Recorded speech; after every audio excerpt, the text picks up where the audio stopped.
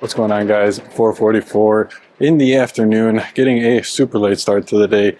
Actually, we are nearly done on DTF, but there is something that needs to be printed. So I got the hard drive from DTF printer number 3 because we already have DTF printer number 3 cut, and I plugged it into number 1. So my plan is to grab the file that got messed up off of the hard drive for DTF printer number 3, throw it on number 1 because that one just finished up its job, so the nozzles are in good shape. The film is still connected to it and everything is still like ready to go on that one, so I just started it. Let's see how it goes.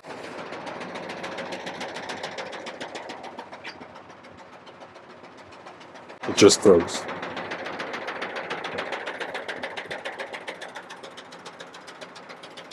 Oh dear. I think I'm gonna go check the computer. Stand by. All right, coming over to the computer, I do see a bit of an issue. Let's see what this is. Okay. Let's just go ahead and try that again.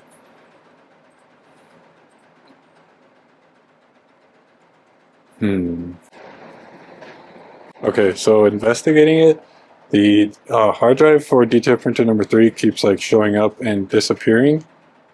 Right now it just showed up. Not sure if you guys caught that.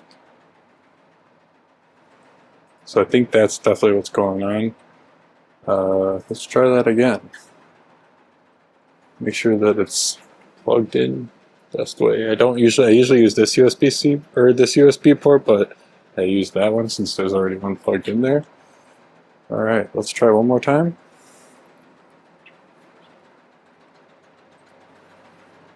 It started. Alright, it's running more than it did last time. Yeah, I don't know what happened there. It might have been something with the hard drive and the USB-C or USB port. I keep on wanting to call it USB-C. But yeah, the problem with this last one was there was some banding in this color. For those of you guys who do run DTF, you know this color sucks. And again, I think it just did it again. What the heck? Alright, hang on guys, I gotta figure this out. Alright, so what I think I'm gonna do is I don't need this plugged in right now. So I'll just set that to the side and just use the normal USB port that I typically use. And honestly, let's just give that a try and see how that does. Clear this out, and let's go ahead and grab that again. But now it's not even showing up. Is it something with like the connection to the actual hard drive here? Or is it actually that? Alright, so I got it running again. Fingers crossed this time, man. Oh my gosh, it's still not running, dude. I think I might just, honestly, like, it's a short file. With the amount of time that I've spent messing around on this, I could have just re-ripped the file, and I have the rip on this computer anyways. So that's what I'll just do. I'll just re-rip this file, and then I'll save it to documents, and that'll be that for that. But let me just go ahead and zoom that in so you guys can't make out any designs. I think this is actually, no, it's not. Okay, we're good. Just going to have to possibly block this out because I thought it was a Plus customer, but it's not. Dude, oh my gosh. Oh, I'm so happy I was recording. I think there is some sort of issue with that hard drive with this computer, man. I don't know. This hard drive, because when you do bring it up into Windows, it says like there's a problem with this drive, scan it to fix it.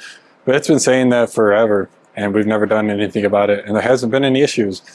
I should ask Michaela if she's had any issues with like this, because obviously those of you guys who know, she's put in a lot more reps, a lot more hours in DTF back here than I have, so I should see what her experience is with this, man, because this is not good, and this is not something that we can rely on for production.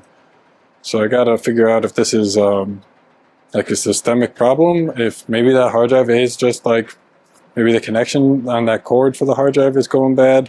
We do unplug it and plug it in maybe like 4, 5, 6 times a day, so that could definitely be a failure point.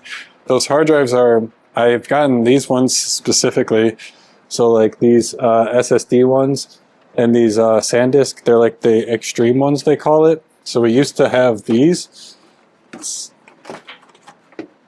We used to have these portable hard drives, and these were actually like hard disk drives versus the ones here, like you can just even tell by the size difference. These ones here are SSDs, so those are flash memory, and these ones can actually like be dropped for what it's worth from like a certain distance. Like if you drop this from like 3 feet, you'll probably be okay. But if you drop something like this, any kind of magnetic platter hard drive, you are going to be in for a bad day.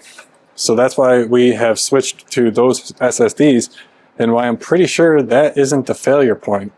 It's either got to be the USB, or God, I keep on wanting to call it the USB-C. The USB port, the cord, or the connection point on the hard drive, that could have failed, but that doesn't get plugged in and out very often. Like, I don't know. And if you actually take into consideration like this USB port, that's the one that we use, like I said, for all of the drives. And each drive, I would say, probably gets swapped in and out like 5 or 6 times a day, like I said. And if that is happening to that USB port, that's happening like 30, 40 times a day. I don't know, man. We have had that computer for a while too. We've had it for like 3 years now. So like it's not brand new, but we'll see, man. I'm going to try ripping it again. I'm actually going to unplug the hard drive just to kind of eliminate variables. And this way, if anything does happen again, we know that it's definitely something with the computer, because the hard drive isn't even plugged into it at this point. But that sucks. So I also lost all of the files that were on the spool in Digital Factory. So we're going to go to, what was this, Plan C now? And I'm going to connect the hard drive to the computer again. I'm actually going to grab the file from the hard drive, and then I'll just go ahead and transfer this over to Documents. This probably should have been my plan B, but I didn't think about it until just now. Okay, so I got the file loaded over to the Documents. So now we're going to print it straight off of the SSD that is built into the computer. Let's hope that nothing happened to the nozzles in what has been like 5-6 minutes at this point. And sheesh. Because it's like I said, I don't even know 5 minutes ago that this is one of the most annoying colors to actually print. This and like any kind of mint color, really, just not fun. It's so easy to, like, if you don't have an absolutely perfect nozzle check, you're going to have banding, and this design's not going to be good. So I'm going to keep a close eye on this, update you guys when I am ready with the next update. All right, guys. Man, I need a haircut real bad. Got the last of those orders finished up. I was doing some computer work. Kayla was just finishing up the last on DTF printer number 1. We got to make a drop to UPS and FedEx today. And it is getting cold in Houston, man. I think today is only like a high of 45, and for Houston, that's pretty freaking cold. So I got to make sure that the humidifiers are filled with water, so that when we leave today, that they can be pumping out some humid air. And when we come in tomorrow, hopefully the humidity, or the relative humidity in the warehouse, isn't that bad. But yeah, that's what we got today, man. Thanks for hanging in there with me. Hopefully you guys enjoyed the video from yesterday. If you guys did miss that, we launched DTF supplies, selling the supplies that we use on these DTF printers. So we have right there back in our warehouse that you guys have seen in all of our videos. Cost plus DTF, just our cost plus 20%. You guys can check that out if you guys are interested and need some DTF supplies. But yeah, I'm going to see you guys tomorrow. I'll leave you here. Check this out.